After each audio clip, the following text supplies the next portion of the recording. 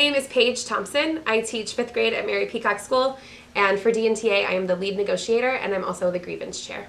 Hi, I'm Marshall Jones. I'm the DNTA president. I also teach at Smith River School, 7th and 8th grade social studies and language arts as well as band.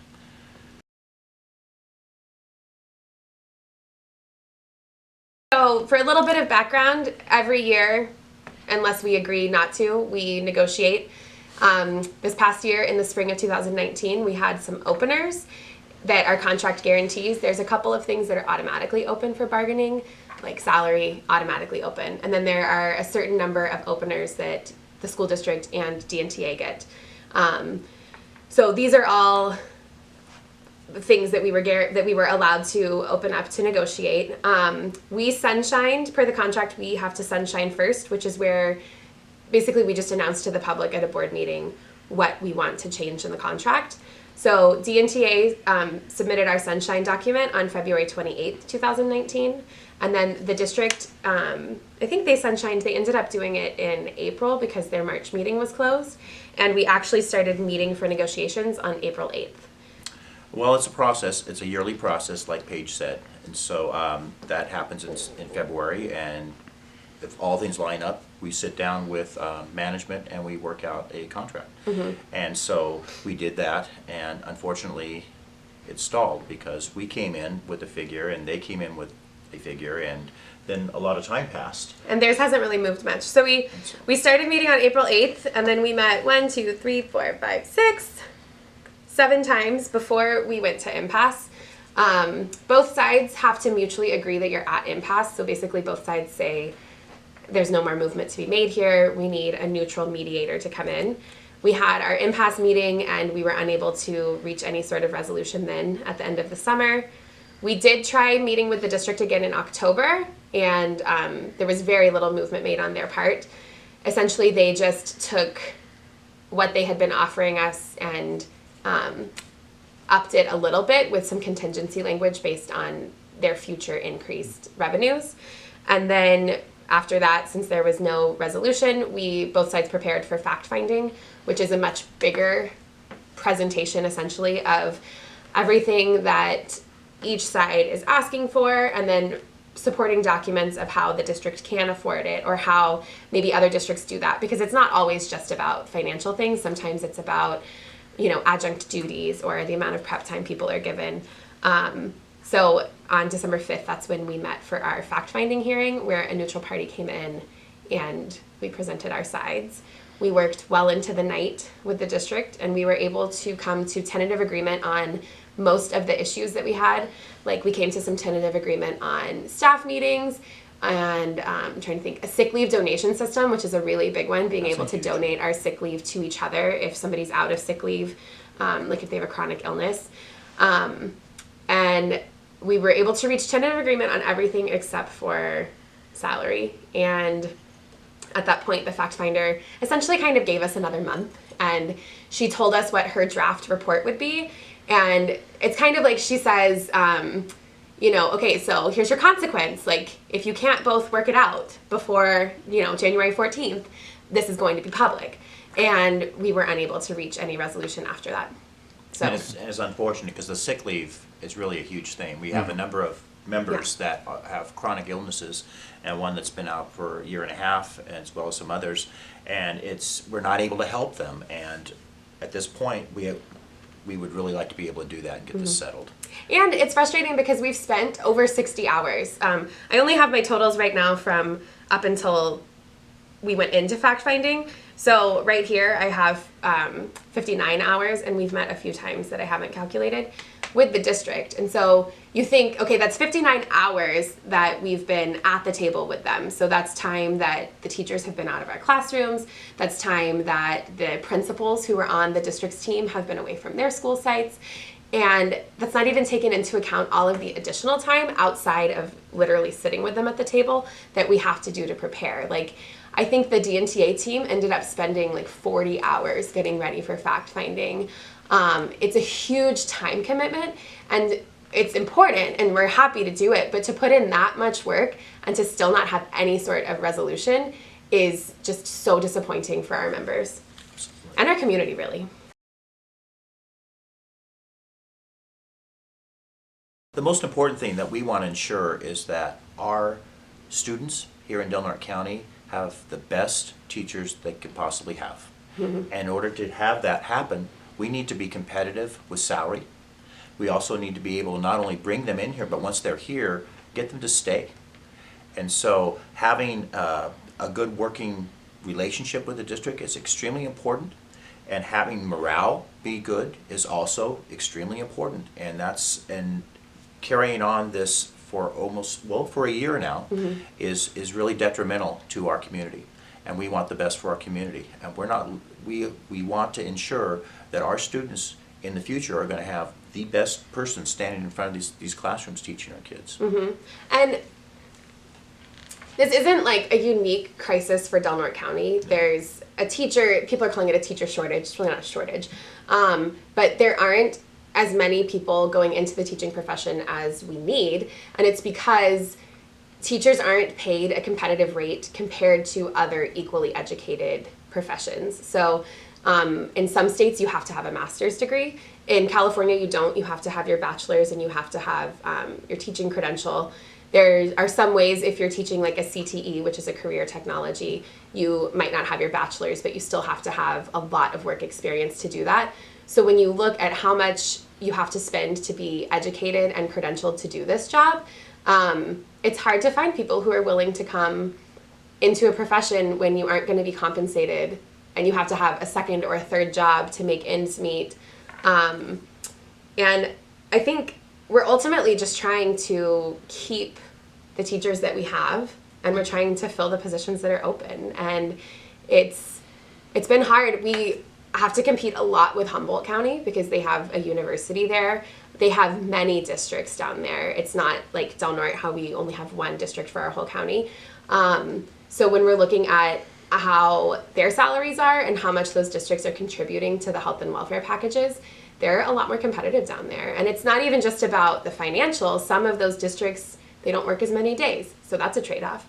Or they have less adjunct duties. Like we have to do 12 hours unpaid outside of our regular days. Some districts don't have to do that. So when you're looking at the whole contract as your package, it really has to be competitive in order to get people up here. And this is a crisis. It's nationwide, but it really hones down to Del Norte County because we don't produce teachers here. Humboldt State does. I think there's 28 to 29 student teachers there this year, but Humboldt's going to need many more than that. So in order to get those teachers here, we have to be able to be competitive.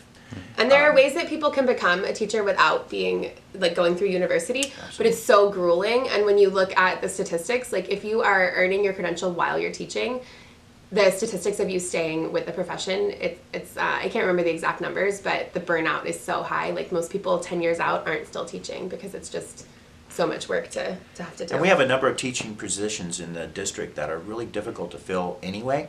SPED for one, special ed teachers, our speech and language pathologists, our counselors, our psychologists, are really hard to fill positions. And if you don't have a competitive salary, it's extremely difficult to get them filled. And right now we have currently 2 schools that don't have a SPED teacher, a special ed teacher, because we can't seem to be able to fill the position. And I think historically that's been the case. Like those positions and like science and math at the high school are hard to fill, but now we're seeing it trickle down. So I teach 5th grade. Last year, there wasn't a 5th grade teacher at one of our schools, and I had to write sub-plans for them to start the year. And this year, the 5th grade teacher that they hired last year, she quit partway through the year, and then they had a long-term sub. So it's not just these positions where you have to have more credentialing or more specified schooling. It's really trickling down to where we're having a hard time filling all of our positions. Cost of living adjustment.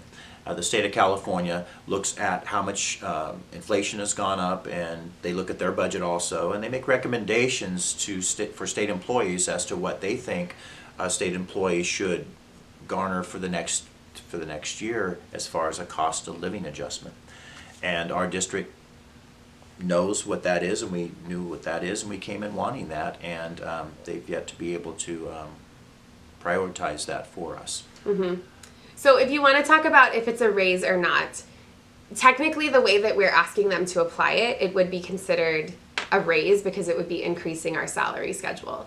But the reason that we're asking for this specific number is because the state of California has recognized that the cost of living has increased that much. So I think for many people, a raise is like, okay, you're doing the same work, but you're doing such a good job, we're going to pay you more for it. And really, we're saying we do deserve that, and teachers everywhere are not being paid that. But the state of California recognizes that our cost of living has gone up, and so right now we're asking for that to be passed on to us. So by changing, each cell on our salary schedule by 3.26%, which is the funded COLA, or 3.54%, which is our last monetary offer before yesterday, I think, yes, that could be considered a raise, but it's not a traditional raise. Like, okay, you're doing the same work, we're going to pay you more for it because you're doing a good job. We're asking in order to keep up with what it costs to live here. Even the district we asked them last week when we met with them, because they've given us 3 different numbers that they say that 1% costs.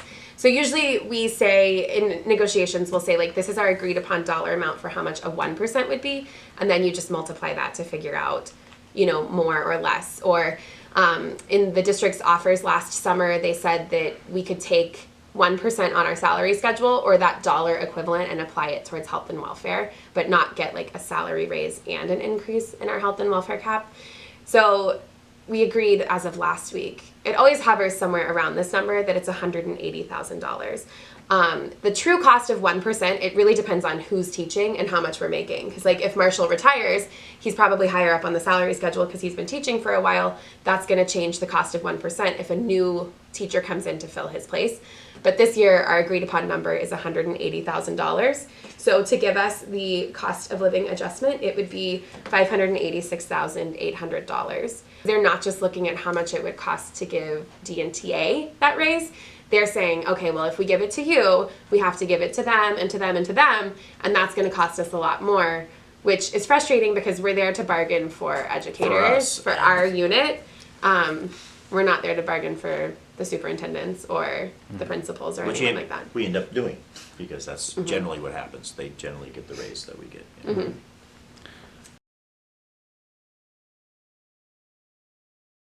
Not necessarily, and I am not an expert on the classified bargaining process. I know they're going through a really big case and comp study right now. Some of the classified positions are affected by the increase in minimum wage that's mandatory. So it's not that they're going to get what we bargained for, and I don't know historically if they get the cost of living adjustment.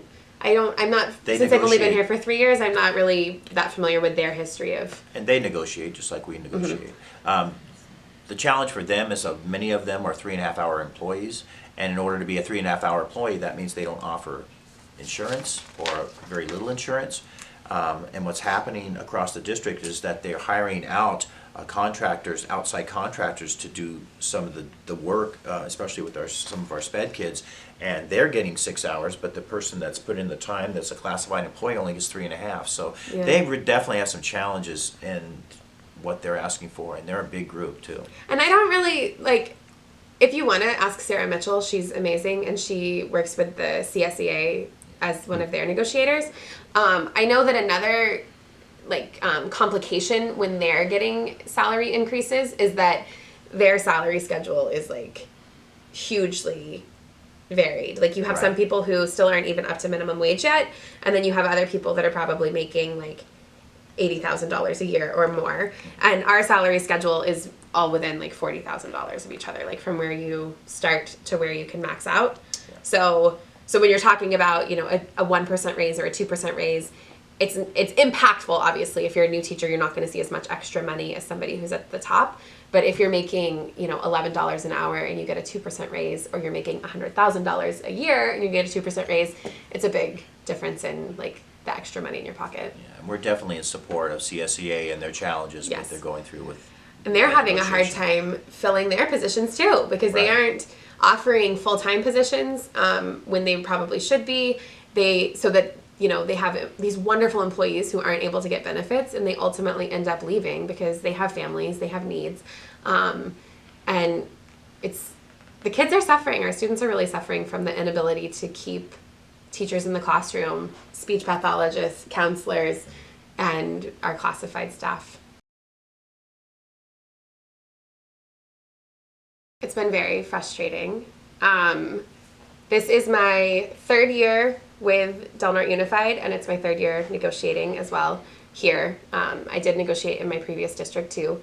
And in general, it's unfortunate, but the district's team shows up not ready or prepared to bargain with us. Our team feels like we do a lot of the legwork. We come in with written proposals prepared. We have creative ideas. We have our computers and our notebooks and things like that. And oftentimes the district's team comes with almost nothing in their hands, maybe an empty legal pad. Last summer, it was incredibly frustrating because if you go back and look, and I printed them for you if you want to look through them later, where we started with our Sunshine proposal, we were asking for a 6% raise, and I think we were asking for $700 or $750 on top of our health and welfare cap. And so we've come down significantly, and the district all last summer, they were just giving us essentially the same proposal over and over and over again without making any movement. There were a couple of sessions where they literally gave us, like we gave them a proposal, and when they countered, they gave us the same proposal they had given us the week before, and they didn't even change the date on it. So we have shown a lot of movement in this bargaining session, and we have shown a lot of willingness in finding a creative solution. We do believe, and we can, do the math to show that the district can afford what we're asking for. But we've even offered, okay, if you truly can't afford it, why don't we trade some of what we're asking for financially for some of our time back? In a lot of districts, they might only work 185 days a year or 183 days a year. Students have to be in school 180 days a year, and then anything over that is generally teachers getting their classrooms ready, professional development, that kind of thing. So there are 3 days that we work of our 186 days that were, it was a few years ago, I can't remember, one of the bills, AB, I have it in a notebook somewhere. Those 3 days were added on. So we were 183, and then it was turned into 186 because there was a certain amount of money that came from the state just for that. We don't get that money anymore. So we were like, okay, why don't we just take those days back off, and then we can ask for a lot less salary increase because you're giving us back our time. A day is about 0.5%. It's a little bit more than that. In a raise. So if we took off 3 days, then right there, that's 1.5%, of a salary increase that we would be willing to take off of our proposals. So it's been really frustrating, not seeing a lot of movement from them, not seeing the district's team coming prepared to bargain. Sometimes they show up and they don't even have the authority from the school board, or they claim to not have the authority from the school board to make any more movement. And that's an unfair labor practice because you're showing up without the authority to truly bargain. And it's just been incredibly disheartening to spend so much time out of my classroom, and for the other 4 people on DNTA's bargaining team to spend so much time out of our classroom, so much work outside of our days getting ready to bargain, and to have made very little progress. And the whole spirit of negotiating, there's compromise. Mm-hmm. And one of our past presidents said, if you're going to do a good job of going back and forth, when you're finally done, no one is going to be really happy. Right. Because you've had to give and take. And that's been the most frustrating thing. One of the most frustrating things is just going into a meeting and knowing that you're going to be leaving with the same offer that you had before. That does not generate any kind of compromise. No. So. And we felt our hands were tied because when we met with the district in October, on October 22nd, they gave us a proposal. They just wanted to talk, but we said we need to see a written proposal. They gave us a proposal that night, and then we countered it that night. And they hadn't countered our proposal since October 22nd. And we can't make another proposal until they give us one. So even in that, it was we had months where we couldn't do anything because the ball was in their court. So it's been, short answer, frustrating. Yeah. It didn't really have that much of an impact on negotiations, other than it took so much of DNTA's time outside of traditional bargaining to prepare. Our team was out of our classrooms a lot to get ready for the fact-finding report, and the school district paid another organization to do theirs. They paid school services to prepare their fact-finding report. So, like, teachers are out of our classrooms, kids aren't learning. Some days I didn't even have a sub because we also have a sub shortage happening right now. And I know some other teachers on the DNTA team are in the same situation. So really the fact finder's report didn't have that much of an impact on negotiations. We made a lot of progress that night because the fact finder had us sit down and really, like, we broke into teams, like one person from DNUSD and one person from DNTA to try to reach some tentative agreements, and then came back. So the experience of fact finding was useful in the sense that we were able to reach tentative agreement on so many issues, but really it doesn't make a difference because none of those have gone into effect because we haven't been able to settle the other outstanding issues. And we have addressed this in the past about how the fact finder at one point got you guys together and wanted what our best and final was and what theirs was, and they weren't completely honest with that. Oh, right. So that, I mean, instead of letting people know that they had offered a 2%, a 1% with a 1% contingency on enrollment in the spring, they didn't tell that to the fact finder. And so she looked at the district only offering a 1 and us asking for a 3 and said, well, that needs to be a 2, and that's where a lot of her findings came from that. One good thing that came out of it, though, that I thought was really encouraging is she did listen to our side about how attraction and retention of employees is so important to an organization, and that we had lost 47% of our teachers in the last 3 years, and how that could really adversely affect an organization, and it is being shown daily. Go to any school right now. High school today they were lacking 3 subs. You take that many kids when there's 35. 4? I think it was 4. 4. 4. You take 4 subs and don't have them go to a school. That's 120 students. What are you going to do with? And what happens is they get farmed out to other classrooms, and then the 30 kids in a classroom bulges to 50 or more. Yeah. And that's happening across the district because there just aren't enough people to fill the positions. Yeah. And I mean, truthfully, we didn't have much of a choice. It's not like we opted into going to fact finding. It was the next step in the legal process. Yeah, it's a process. So when you start out as a teacher, assuming you like just got your credential, you would be right here on C1. We have several teachers who are interns or PIPs or STIPs, and they don't have their credential yet. So they're frozen right here at C1, okay? They can't move at all until they get their $47,093. And that doesn't include your health and welfare costs, okay? Which is running over a lot more. Yeah, $12,000 a year. So all of this, I want to go ahead and give like a disclaimer. All of this is your pre-tax salary, depending on which health and welfare plan you choose. It depends on how much you pay out of pocket. The district's current cap is $10,700 that they pay towards your chosen health and welfare plan. They went up exponentially last year. Some plans went up as much as $1,000. And we find out, I think, next week at the JPA meeting. It might be in March. There's a couple of people that are not real clear on when it happens. But it's projected that our healthcare plans are going to rise huge amounts next year. So I want to say that this is all like pre-tax, and it's not including what you have to pay out of pocket for your own health and welfare. So you could start at $47,093. And if you don't already have your credential, you're stuck there. It doesn't matter how many years you work here until you finish getting your credential. You have to pay for your credential program through an accredited university. To move over, so the general idea is that these are steps, and steps are years of service.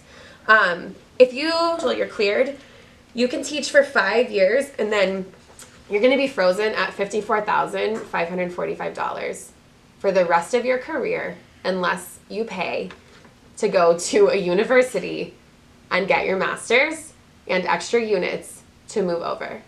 I'm not sure what everybody else has paid to move all the way over. My master's degree cost me $40,000. Right. It's a little bit easier here because there is Humboldt State if you're willing or able to drive to commute down there to participate in their programs, but it's still going to cost you money. So every time you see like these, we call them, you know, like cell freezes, it's because you're stuck there no matter how many years you teach unless you pay to move all the way over.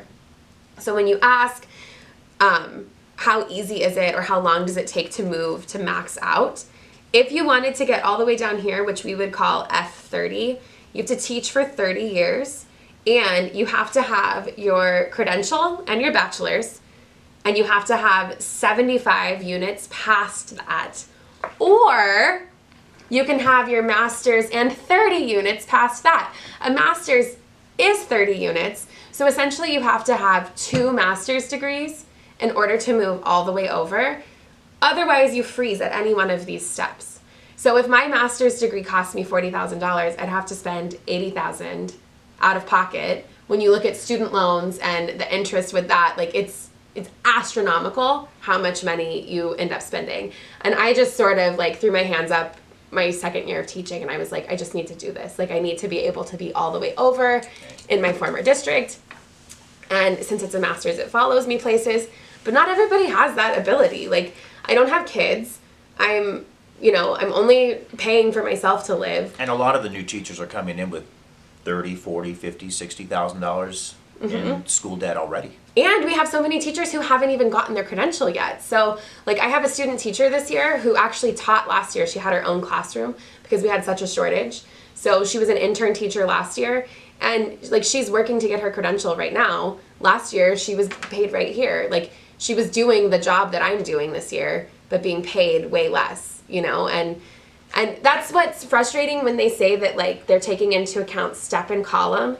Our steps are our commitment and our longevity and our experience. Like, I've been teaching for 7 years. I am such a better teacher this year than I was my first year. Like, you don't, even if you go through the best credential program, you still learn from experience. Like, I'm becoming more of an expert. Excuse me. So, it's, when you say, like, how hard is it, it's kind of funny, like, well, how much can you afford? So, let's look for example. A new teacher comes in, $40,000 debt. They come in at the bottom of the scale here, and they start 19th of August. They don't get a check. They don't get their first check for 6 weeks. Yeah. So they're coming here. A lot of them are moving from out of the area because we're not able to sustain teachers here. So they're moving here. They're having to get rent. They're having to get all of this stuff, and you know, teaching costs money out of your pocket. There's no way you can't do that. So we're asking these people to come here at these long distances and to sit down and to have everything set and then to teach. And then on top of that, not get paid for 6 weeks. It is horrible. It's a horrible situation. And to find housing. And if you can even find housing. Yeah.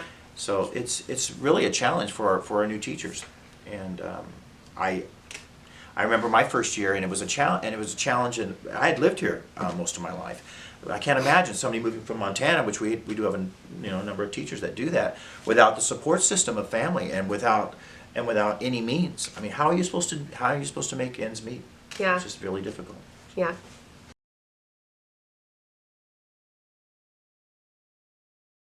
So, I mentioned earlier, like, we went through the impasse process at the end of last summer. We went through the fact finders process. All of these are things that you have to do legally in order to be able to strike. And both DNUSD and DNTA, we had been proceeding, anticipating that the district, after fact finding, if we weren't able to reach a resolution, the district was going to impose an offer, and we would then strike if it wasn't acceptable to our members. And DNUSD decided, was that the first week back from break?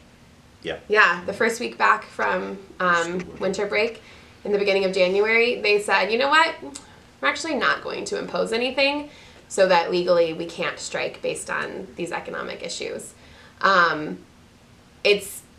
They're not doing the right thing because they're not allowing us to see this process through. I will say it's great that they finally started going back to the table with us and giving us written proposals. They gave us one last week. We were able to counter, and then hopefully they're going to counter again today when we meet with them.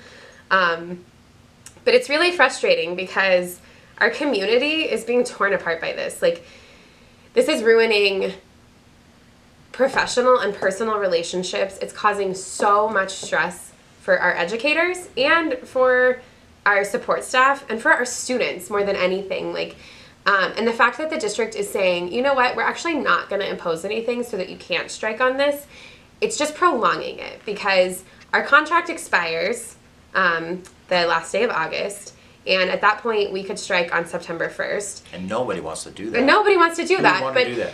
And so now, like, when we met with the district last week, we started setting up dates to meet with them to bargain for, like, the next year's contract, and the whole thing is open. So we're going to be meeting twice a week starting in March, our teams are, to bargain for next year when we haven't even finished up all of these things from this year.